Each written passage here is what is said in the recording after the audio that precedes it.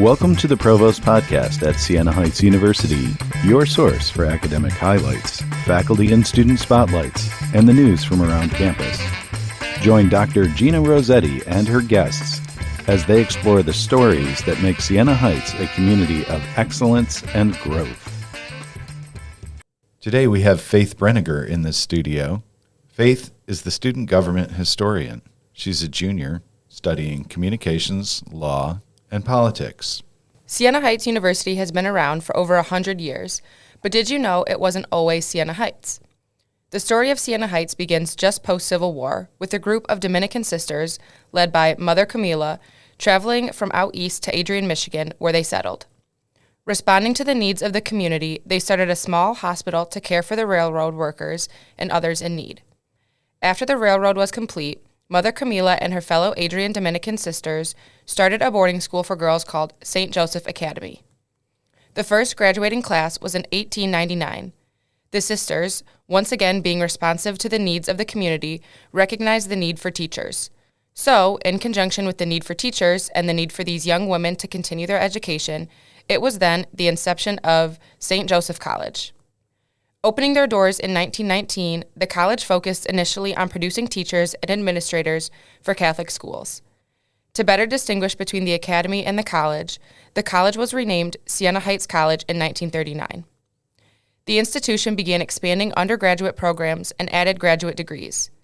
By the 1950s, it was recognized as one of the nation's 10 best liberal arts colleges for women. It would not be until 1969 the addition of male students. Present day, Siena Heights University continues the long and proud tradition of the Adrian Dominican sisters, preparing future educators through rigorous academic study, clinical experience hours, and continuous reflection and contemplation on one's evolving philosophy of education. And did you know the Division of Education is currently housed in the St. Joseph Academy building? Or better, to house the teacher education, but in the old schoolhouse. This Shoe Stories was brought to you by the St. Joseph Division of Education. We are so excited to announce a new initiative under the leadership of Professor Carrie Mitchell, and it is called Talent Together. Siena Heights University is joining a statewide program that partners with 16 post-secondary institutions and 56 intermediate school districts, aiming to provide certification opportunities in special education. With fully funded cohorts and a unique barrier-free format, Siena is proud to offer this program. Joining me today are education faculty members Carrie Mitchell, Kendra Dafoe, and Eleanor Wollett, who are all working on this program and are here to share more about the impact and this opportunity. Welcome, everybody. Thank you. So, Professor Mitchell, tell us, how did this grant program get off the ground? Yeah, that's a great question.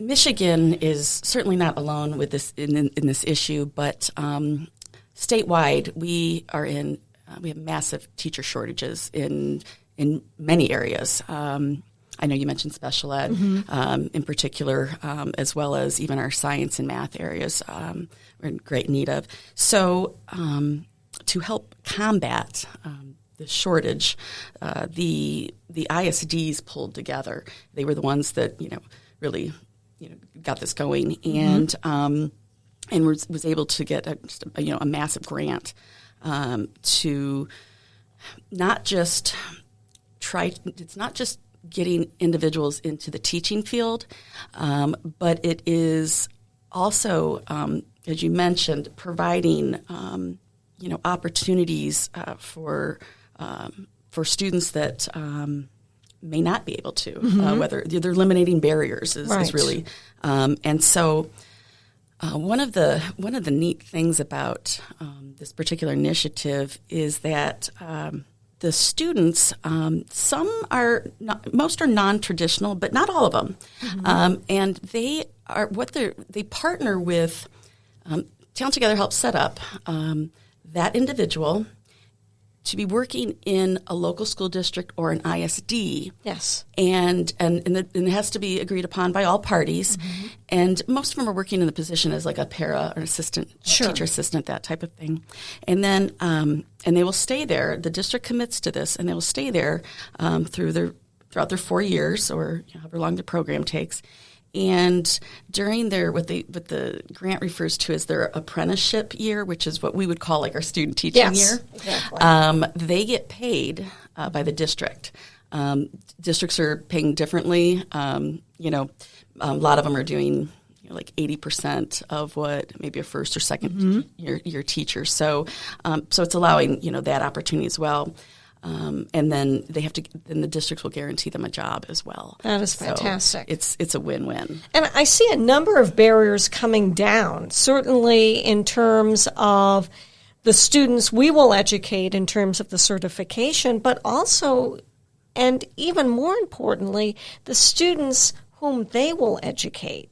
So I'm curious, how do we see this as an extension of Siena Heights' mission? Well, historically, when we look back in the history of our Dominican heritage, when the sisters, when they first arrived in Adrian, their first mission was to, what can we do to support the community? What is the need? Mm-hmm. And at that time, the railroad was starting to go through, and they had a small hospital and cared for railroad workers.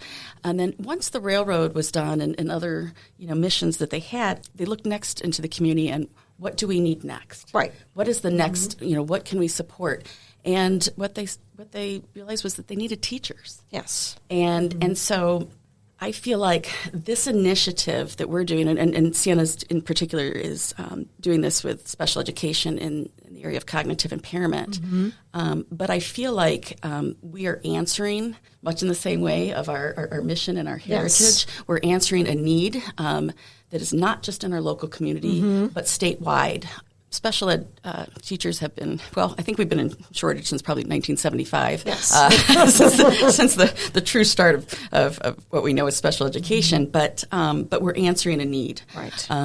And I also feel like what my colleagues can certainly jump in here, the totally online programs that we are creating, and a student will be able to get their entire 4-year degree completely online.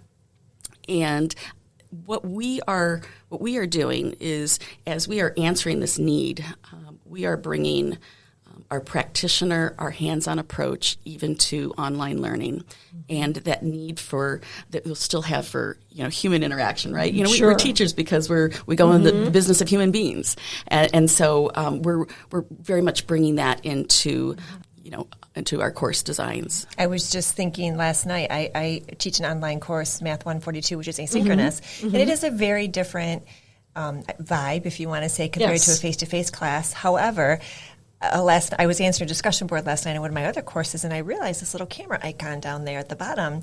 And so I shouldn't have done this at 10 o'clock last night when I'm sitting there grading some stuff, but I hit record, and I didn't realize that on a discussion board, you can, instead of typing in a response, you can record yourself on Canvas, upload that, they see you, they hear you. And I thought for Talent Together, that is huge because, first of all, it's a time saver. They can just click on the video, watch you speaking to them, and how much more personal that is, instead of them just reading through, and they can see your personality, and they might have an inclination then to reach out to you more than they would just the words through a screen. I think that makes a world of difference. A world of difference. Professor Dafoe, how do you see that as really easing any kind of anxiety, whether that's for the learner or for the instructor?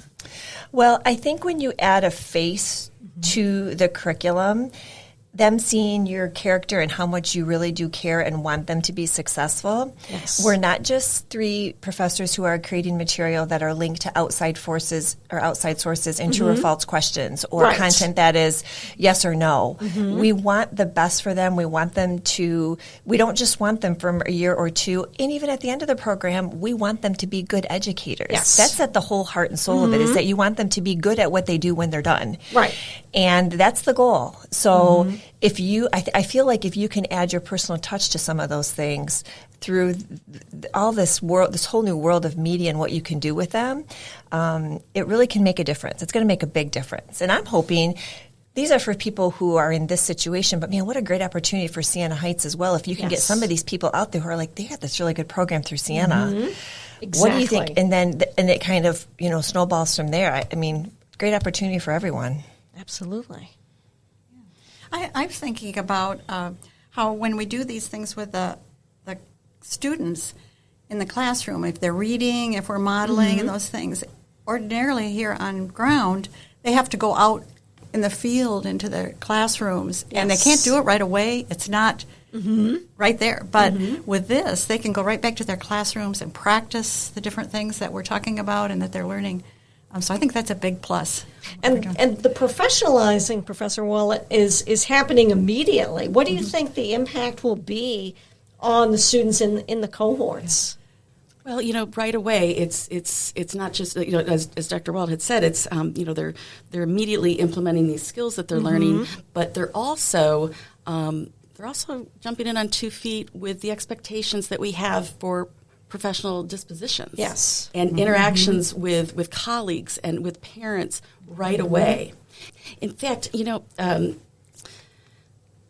Wollett mentioned something, and it made me think about this as well. One of the other pieces that is really, I think, brings also that personalization is that, our on-ground students, we do not get to personally observe them until later in their program, because there are so many clinical hours and so many requirements, and we rely on, of course, our mentor teachers, for the feedback and evaluations. But one of the amazing opportunities that we have is to begin observing our students from the very start.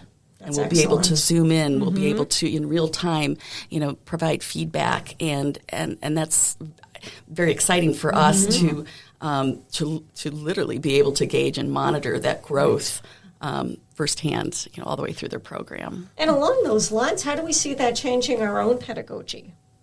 Well, I think many of the things that we're already doing in the classroom we can do, because I think all 3 of us are pretty hands-on with students, and they do those kinds of things. But it's a challenge for us to be able to transfer that knowledge and those strategies to online format. And how can we do as efficient a job, a great job doing it in another venue? I think that was one of the appealing pieces for all 3 of us, is that it's a new challenge.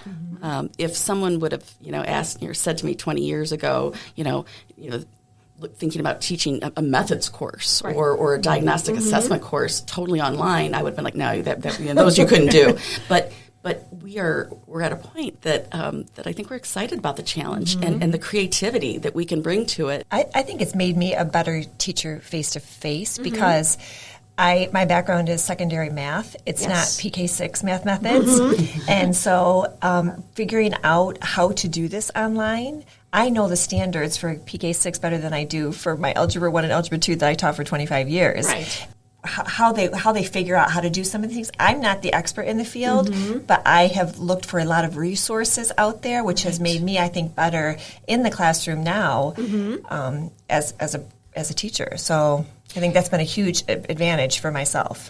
Well, I think that's wonderful. I think you saying that it's critical, because when we talk about our special ed majors, they are K-12, or actually we say K-26, because they go through the transition programs. But they have to have those skills all the way from the start, and so I commend both of you for having those skills all the way from start until through secondary. It's made me think a lot about the assessments more than I do in a face-to-face class, because I am not there doing this activity with them in class. So how do I show them the activity one way or another, but then know that we don't have that discussion happening face-to-face? And how do you assess so that you want them to understand what you have given them? And so it's made you think creatively about, and be more specific about what questions you ask and what you're looking to get from them out of it. Well, I can tell you firsthand, I still have a few more advising sessions with the students, but I've allotted about an hour to an hour and a half for all of their initial advising. Yes. And they are extremely excited and just they're ready to go. Right. But they're also, they're a little bit nervous too. I say there's a level probably of nervous, Right. anxiety, and fear. Anxiety, yeah. In fact, last night I showed one of the students because she was asking, she was trying to wrap her head around what a class might look like, and so I was able to show her what one looked like when she went, okay, and I also assured her as we went through the degree plan who would be teaching these courses, and I think one of the pieces that helped decrease some of the anxiety is that they're going to get to know us because they're going to have us for so many courses, and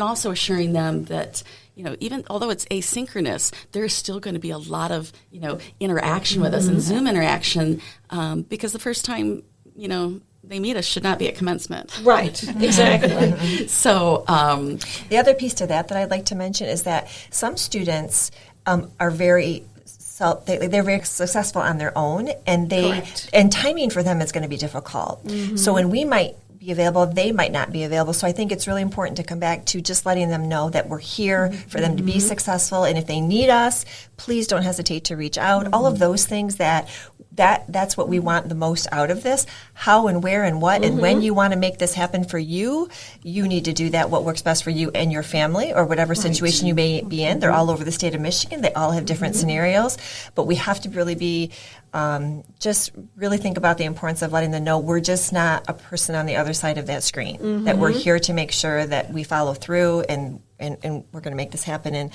what a great team to work with, I have to say. So it'll be good. What have you discovered as a team as you've been Well, I'm a newbie for these two. I was in the math department, so I don't really belong in their world, but they've prepped me into their world. They keep pulling me in. Well, so I think, there's pieces that, that we have very much in common. We were all practitioners in K-12 and all obtained our doctorates, while we were there. And this was sort of the next step for us. And so we bring that piece. And we also have very shared ideals in terms of what defines good teaching. Because it doesn't matter if it is an on-ground or it is an online course, good teaching is good teaching. Exactly. And so I think that has... that certainly helps when we have those shared philosophies. I think another thing is we look at each student individually. And so we can take them from where they are to move them to where we move them along. Right. And so different pathways, but they all be ready to handle the classroom and enjoy themselves out there and help students learn. And that's our goal. Yeah, and along those lines, how are you talking to the students in the cohorts about not only simply what the program is or does, but the value of it, educator to educator, kind of their varied life experiences, and that contributes every bit as much. And that's where I think that we have, it's different than being in the classroom, that we have to be even more flexible as teachers to know that, they're all in different situations. Right. In different times. And it's important to them to know that what we're doing is looking at each of them individually. That's really important to do out in the classroom with their students, to transfer those. Everybody has a different story. Yes. In fact, that was going back to, before the advising started, I wanted to kind of lay some foundation for them and so that they had some background in history so that they could hopefully come in valuing what is going to be and what they're going to be a part of. I assured them that I typically did not write these long of emails, but but I gave them a lot of the history of Siena and how they're very much part of this rich tradition of the foundation of what this university is. Yes. And our strong Dominican sisters, and they were the responses that I had back was that they were so excited even more to be a saint. And they, one of the things that's very important to these students that they have expressed is that, although this is an online degree, they wanted it to come from an actual university that has a campus. That was very important to them. And so one of the things I told them that I would like to do is be able to, I better do it for the weather gets bad, is to go around and do some little video clips so that they can actually see what some of this campus really looks like, and kind of bring, to bring campus to them, and so that they can, experience it. I even talked to them about being a member of our teach organization. Yes. I said, I realize that, some of you are up in the UP, and that's going to be a little bit hard to come down and, participate in some community outreach programs. But, the opportunity to still be part of the meetings because they're starting to Zoom more. Right. And, and the ideas that they may be able to contribute and just interacting with other, education majors. And they were very excited about that. They still want to be very much part of the university. That's awesome. Why do you think it's so important that we're really starting with special education? How has that been particularly impacted by the pandemic? I mean, so much of the education field has had this kind of seismic shift because of that. How have students with particular needs really receive unfortunate educational experiences because of what has happened over the last 4 years? I think the pandemic probably gave a time for people to step back and really think about what is it that I want to do? Can I do this? Am I capable of doing this? I know for my middle son, it probably changed his world.